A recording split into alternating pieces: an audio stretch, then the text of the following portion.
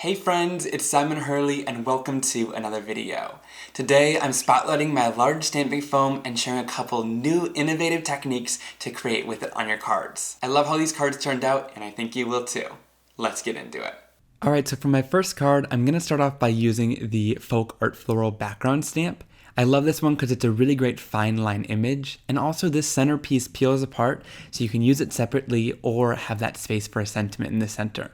Now to get my impression, I'm using the large stamping foam that was just released, and I'm going to heat this up for about 15 to 20 seconds, keeping my heat tool consistently moving all around the stamping foam. Once it's heated, you want to take the hot foam immediately and press it down into your image.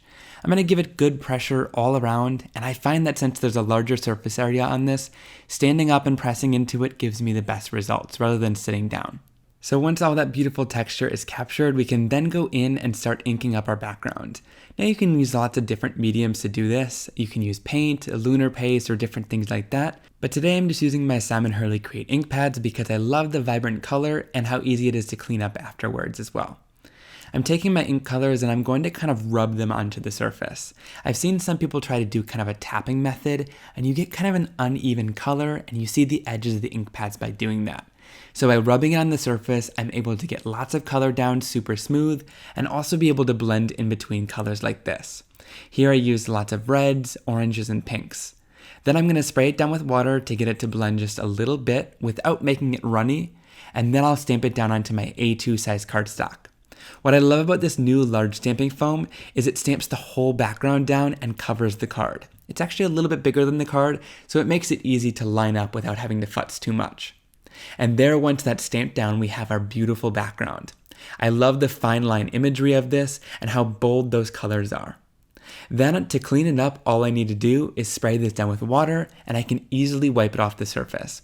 Simon Hurley Create inks clean up super easily and don't stain stamps, so I don't have to worry about them staining my stamping foam either. But if you are using an ink pad that usually stains your stamps, it's probably going to stain your foam. You can try using a stamp cleaner or things like that to remove it, but ultimately it is a tool and if it gets stained, it's not a huge issue. Once I'm done with this card and design, I can then go in with my heat tool again and reheat this. And just like magic, it will return back to its flat original form and you can use it over and over again. That's one thing I love about all the different stamping foam types is it's really easy to just heat it up and then you're able to use it again if you don't want to keep the same design in there.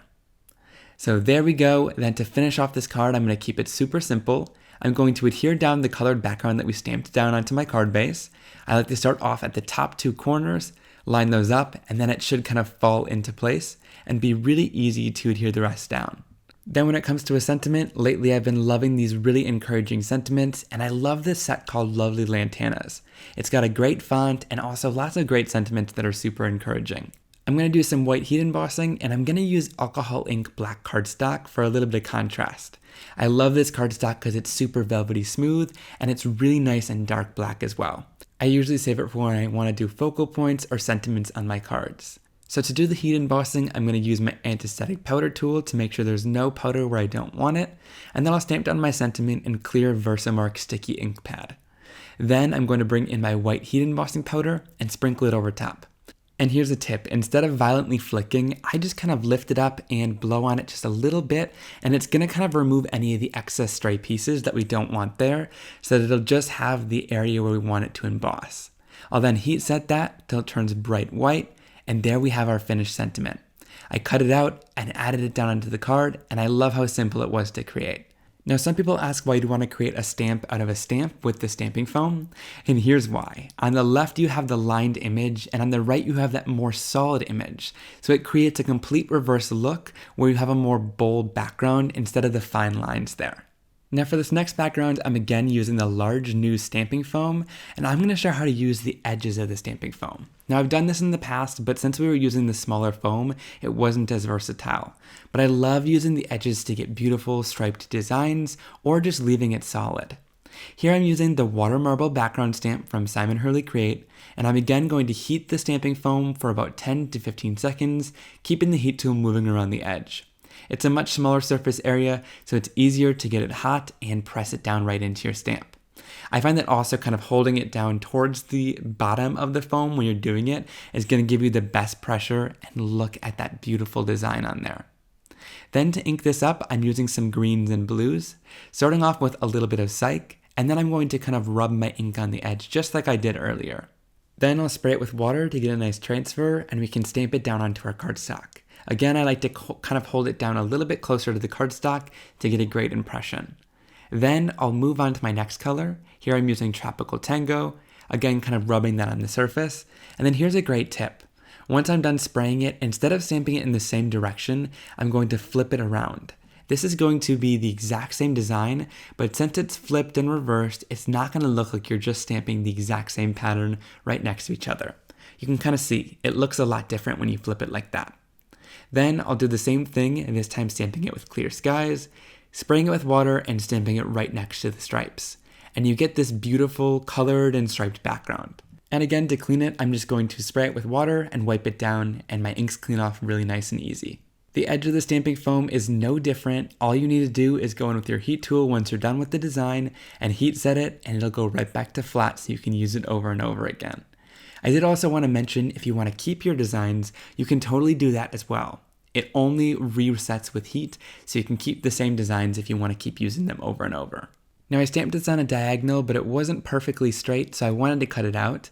I'm going to use my Tim Holtz guillotine trimmer here, and just line up the edge of the stamping with the edge of that plastic guide of the trimmer. Then when I cut it both times, it's going to leave an even white border on either side. To finish off this card, I'm using another image from the lovely Lantanas stamp set.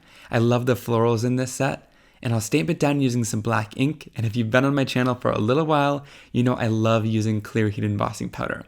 I'm going to throw over a layer of my clear heat embossing powder and heat set it until it's clear and shiny. I love the bold look that it gives the black ink, and it'll also kind of heat set it in place. Then I'm going to go in and do some really simple coloring. Since the background is already pretty full of color, I'm just going to keep this simple by just highlighting the center with a little bit of Over the Moon ink, and then I'll use one of these little mini detail blending tools to go in with a darker yellow color. This one is Slippery When Wet, and just highlight the center even more. I love leaving most of this flower white. It tends to add lots of contrast so that it stands out from the background rather than adding tons of color down to it. And again, I'll use that little mini detail blending tools to go in and blend out the leaves as well, leaving a little bit of white space on those too.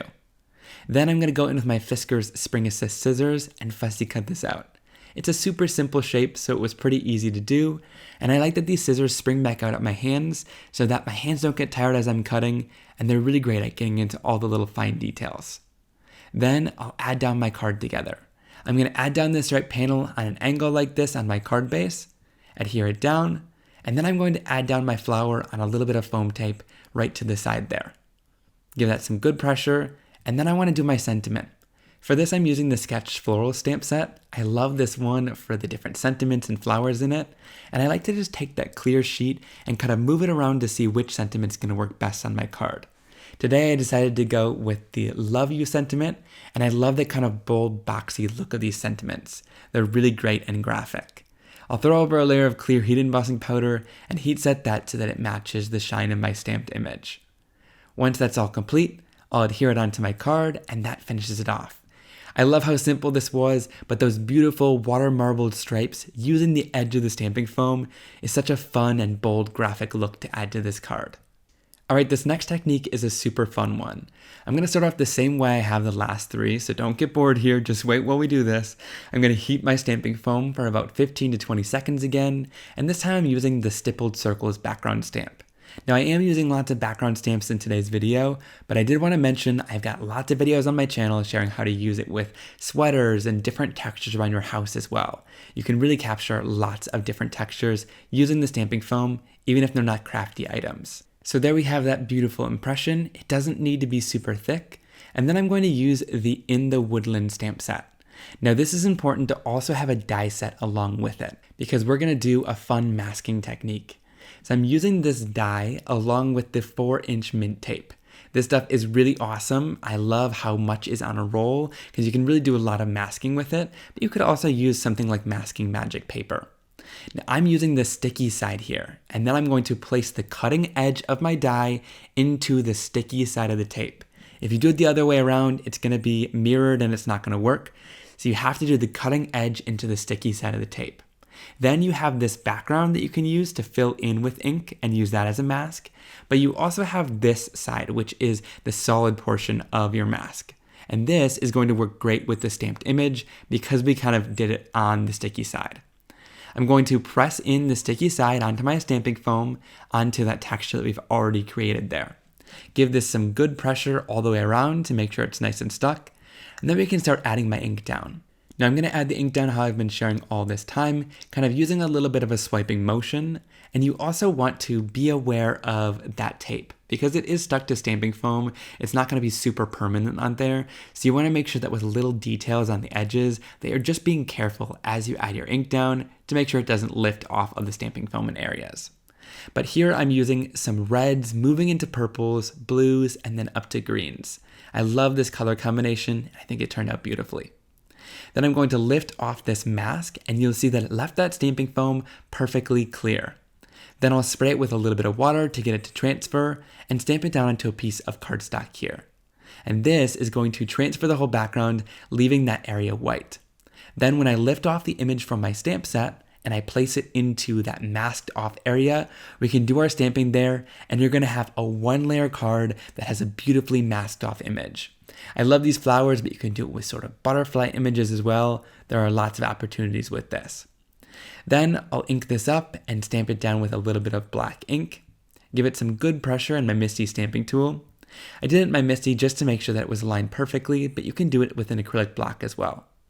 Then I'll throw over a layer of clear heat embossing powder, because you know me and I want my shine there. Throw that layer over, and then I'll heat set that until it's clear and shiny. Again, I just love the bold look that this adds to the black ink, but you could totally just leave it without the clear heat embossing powder. There's no significance to adding that on top. So once I'm done with that, then I'm going to stamp down my sentiment. Here I went with something super simple from the same Sketch Floral stamp set. I love this little hug sentiment, and again, those bold rectangle sentiments are beautiful.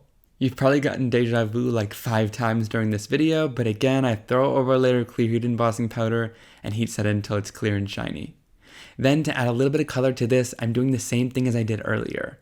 I love these lighter color of inks from my Simon Hurley Create line. This one happens to be Sidewalk Chalk, and it's a beautiful, really light lavender color. And I'm just adding that to the center of these flowers to make them a little bit less stark white. But I love that it leaves a little bit of white around the edges. And then I'll go in with little detail blending brushes. Again, you can use the blending tools or brushes. These ones are from Altenew, just to add a little bit more depth in the centers.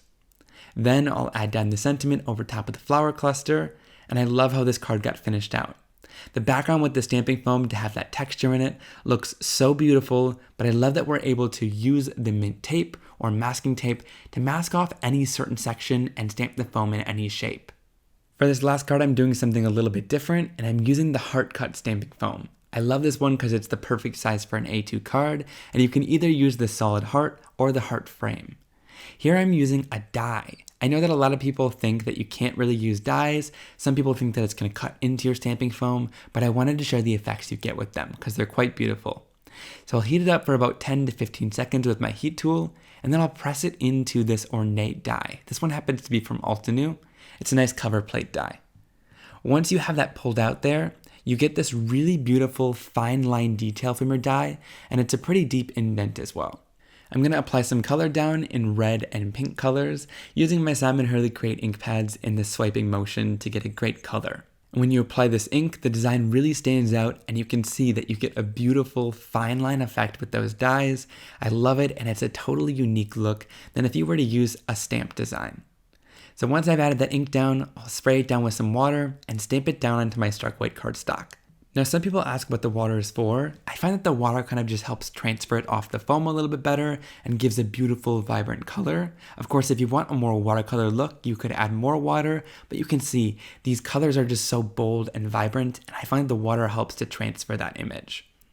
So there we have our image. Once it's all done, you can clean it off your stamping foam, and then we'll move on to cutting this heart out. The heart is a super simple shape, so I just went in with my Fiskars Spring Assist scissors to go around the edge and fussy cut it out simply. I wanted to add it down to a textured background, and here I'm using this dotted embossing folder from Altenew.